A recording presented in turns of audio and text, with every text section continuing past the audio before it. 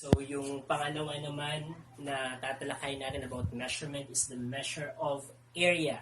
So, ano ba ang area? So, pag sinabi nating area, that is the space occupied by an object. So, for example,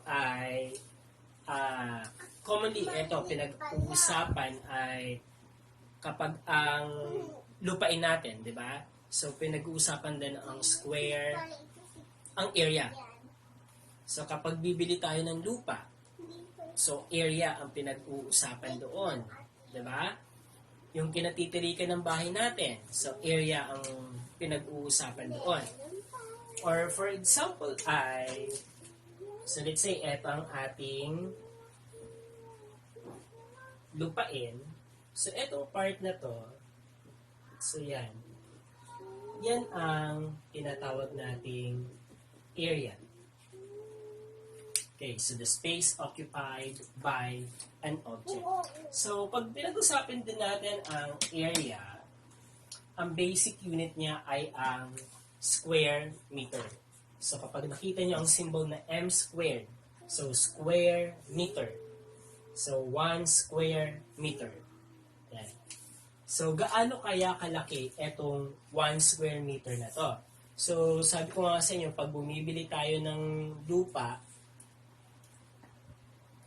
naka-indicate siya or ang unit measure niya ay square meter. At ang halaga ng lupa ay nakabatay din sa kung ilang square meters.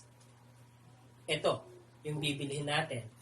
At kung titignan natin, kapag bumili tayo nito, nakadepende rin sa location kasi may mga location na mababa ang presyo ng per square meter ng lupa. Meron din namang napakamahal na ng per square meter ng lupa.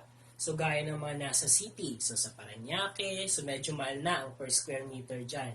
Samantalang kapag mga medyo malalayo yung lugar, so medyo mura-mura pa ang halaga ng per square meter ng isang ng lupain na bibilhin natin.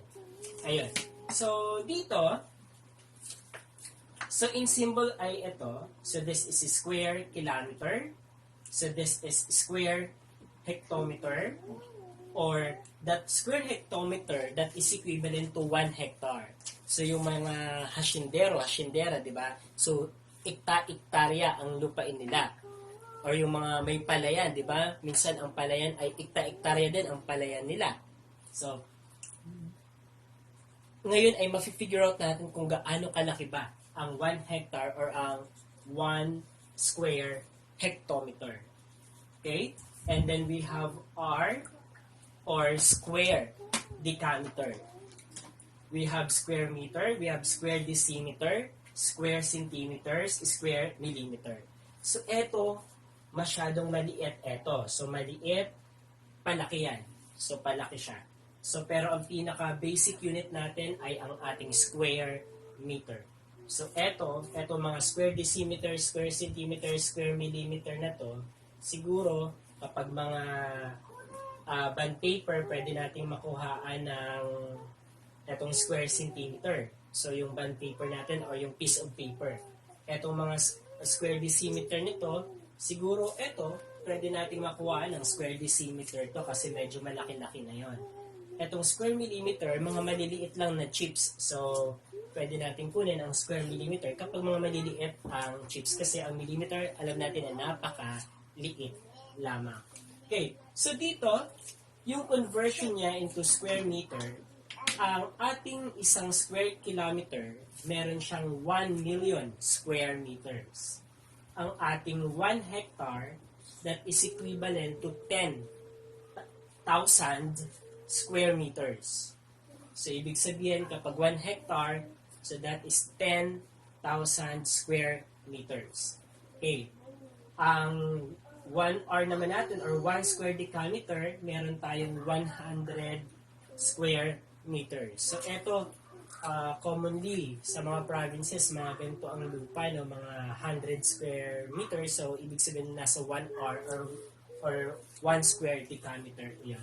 Okay, and then, so we have 1 square meter, so 1. 1 square decimeter, so ito, ibig sabihin, parte na lang siya ng 1 square meter, no? Kaya fraction part na or decimal point na makikita niya. So that is 1/100ths.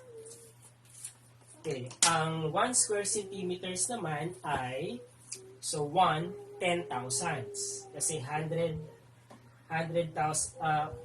tenths, 100,000, 10,000. Okay. So,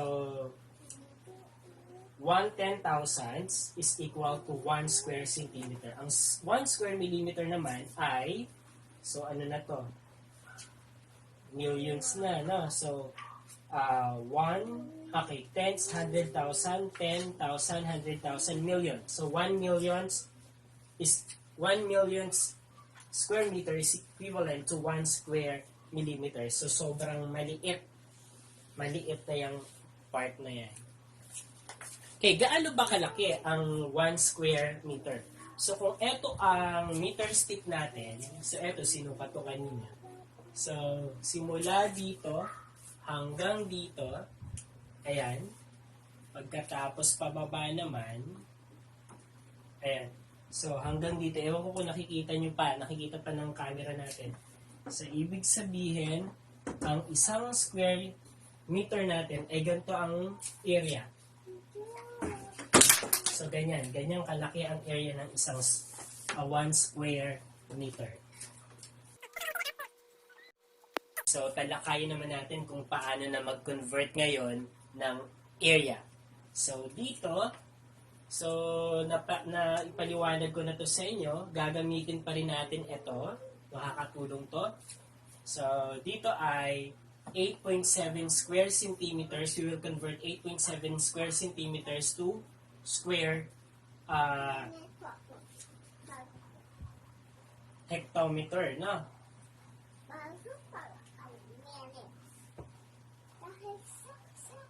Okay, hectometer.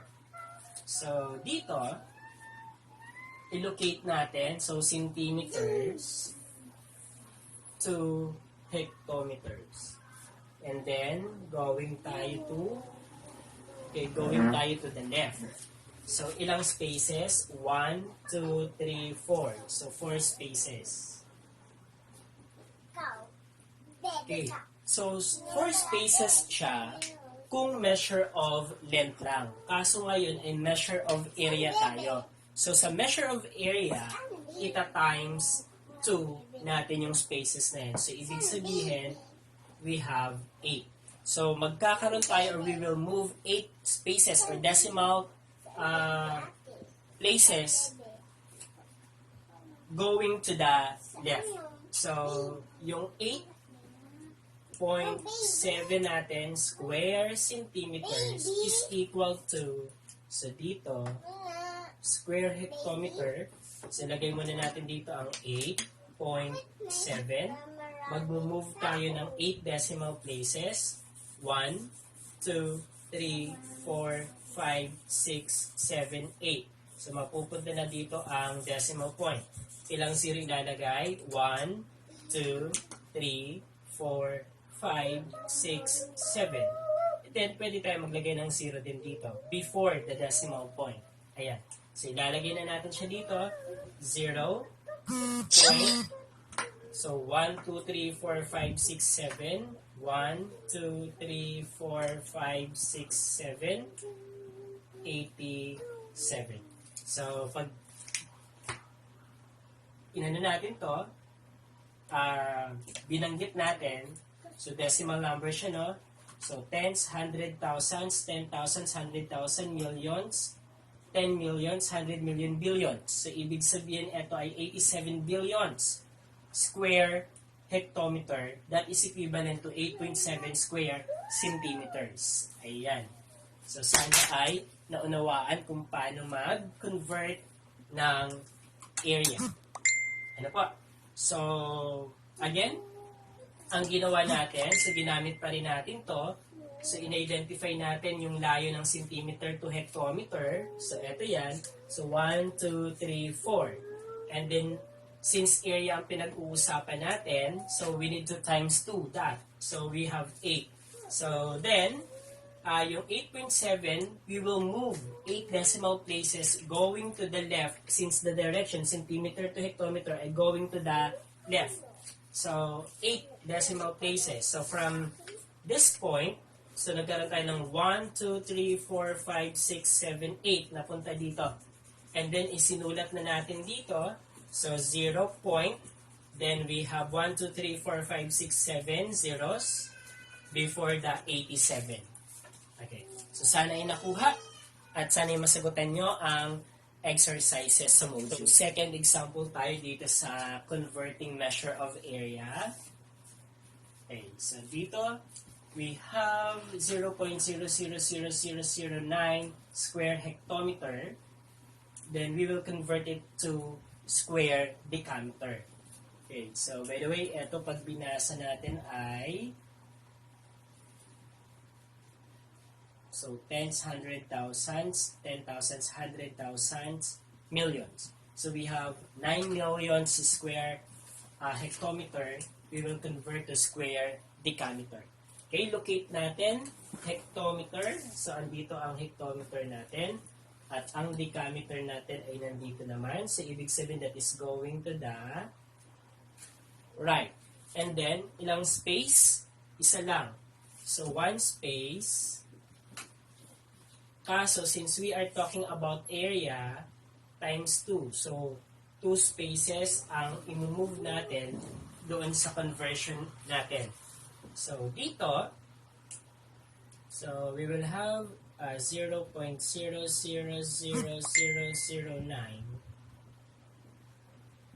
hectometer. And then we will move 2 spaces going to the right tayo. So, 1, 2. So, mapupunta dito ang decimal point. So, magiging nila siyang 0 point. Okay, tatlong zeros before na. Ayan. And then, square decameter. Ito naman. So, paano natin to i-convert? So, 5.06 R to square decameter. So, tignan natin. Take note that 1 R is equal to square 1 square decameter. So, ibig sabihin, that is in this place. Okay. So, andito siya. Ang 1 R natin ay 1 square decameter. Okay. Okay, so under decameter siya. And then to okay. I-convert natin siya into square dam or square decameter. So, ibig sabihin, that is just equal. No? So, ibig sabihin, ang sagot dito, 5.06 R is equal to 5.06 square dam. Kasi pareho lang sila. So, yung R saka yung square decameter ay pareho lang. Yung unit measure niya. Pareho lang ang ibig sabihin niya. Yan, nilito lang tayo. Okay, so paano naman kapag ganito, kakomplikado or medyo complicated yung problem natin? So yung conversion natin ay ito parang series of operation. So 10 square millimeter times 20 square millimeter. So walang operation pero magkadikit sila. So ibig sabihin that is multiplication. So plus 2 square kilometer times 11 square decimeter. We will compute it and express to the square meter. So, to the square meter. So, ibig sabihin, i-convert muna natin lahat sila into square meter natin para makuha natin. So, una, ito.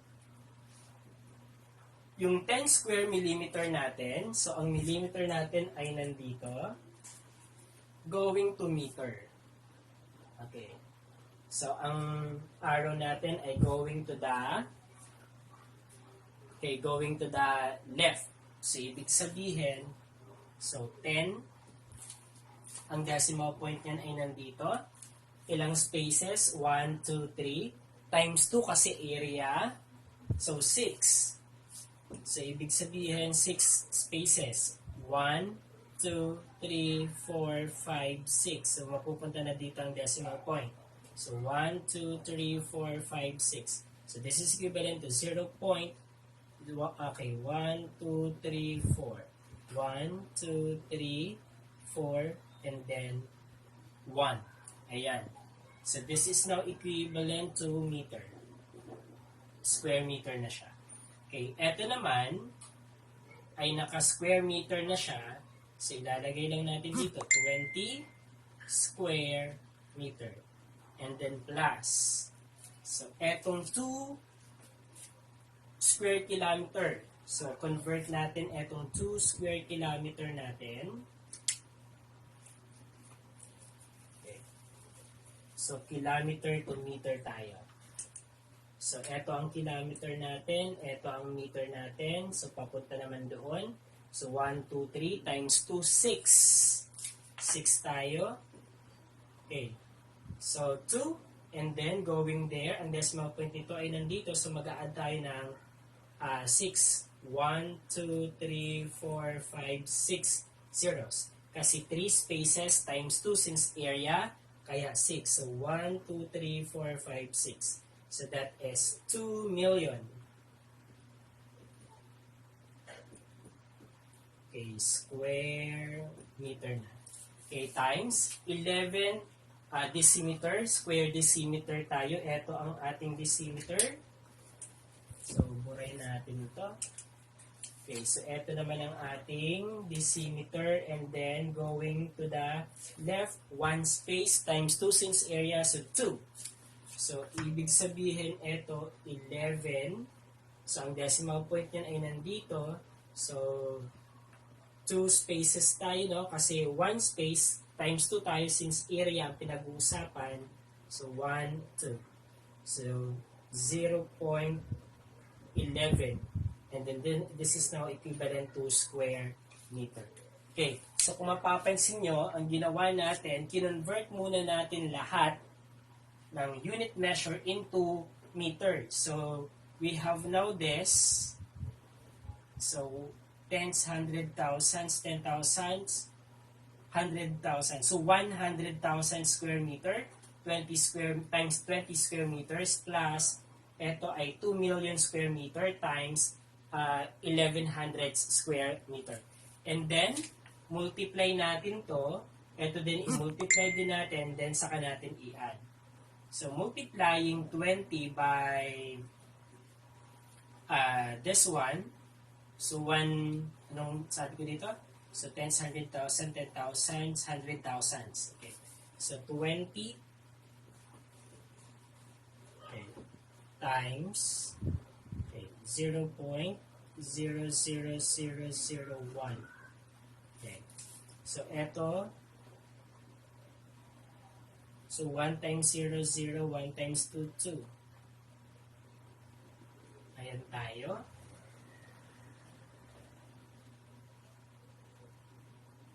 And then 0, 0 na.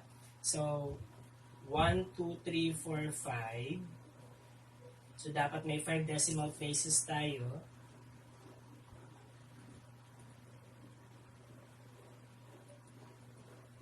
Okay, pero parang mali.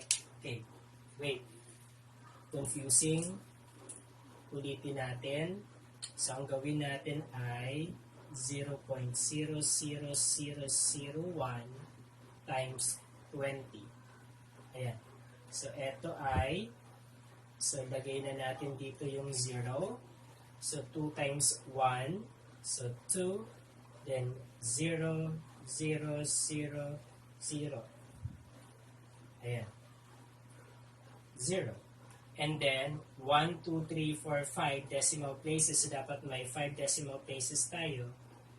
1, 2, 3, 4, 5. So, ibig sabihin ng product niya ay 0.0002. So, yan ang magiging result niya. Okay, dito naman, okay, 0.11 times 2 million. Okay, so ito ay copy lang ito mga zeros. Then 2 times 1, 2. 2 times 1, 2. Ayan. Okay? And then, we have 2 decimal places. Move 1, 2. So, ibig sabihin, so, okay. Okay, we have now 1, 2, 1, 1, 2, 3, 4. Okay, and then ito ay square meter na. Okay. So after that, ay i-add dito sa ano ba magiging final answer natin. So magiging final answer natin ay okay, 220,000.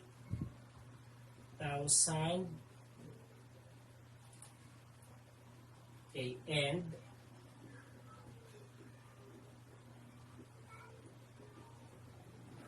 okay, inad natin siya.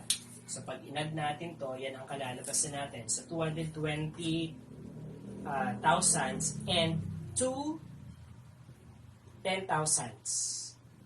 Okay, kasi tens, 100,000, 10,000 square meters.